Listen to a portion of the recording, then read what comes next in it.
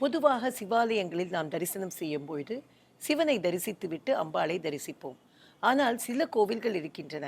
உதாரணத்துக்கு சென்னையில் கற்பகாம்பாள் கபாலீஸ்வரர் கோவில் என்றால் கற்பகாம்பாளிற்குத்தான் பிரதான இடம்.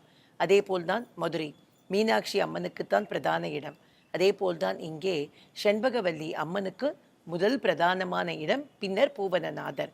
இம்மாதிரியான கோவில்களில் என்ன விசேஷம் அப்படின்னு கேட்டால், அம்பாள் பிரதானமாக இருக்கக்கூடிய இடங்களில் அந்த அருளை தாண்டி ஒரு கருணை நமக்கு கிடைக்கின்றது. அந்த அம்பாள் ஒரு தாயாராக நமக்கு அருள் செய்யக்கூடியவளாக, கருணையை வழங்கக்கூடியவளாக இருக்கின்றாள். அதனால் தான் இம்மாதிரியான திருத்தலங்கள் மிகவும் பிரசித்தி பெற்று விளங்குகின்றன.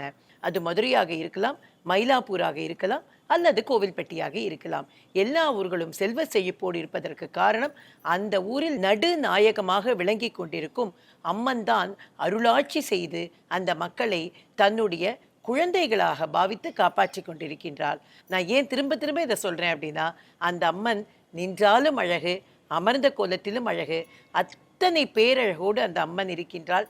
கட்டாயமாக வந்து தரிசனம் செய்யுங்கள்.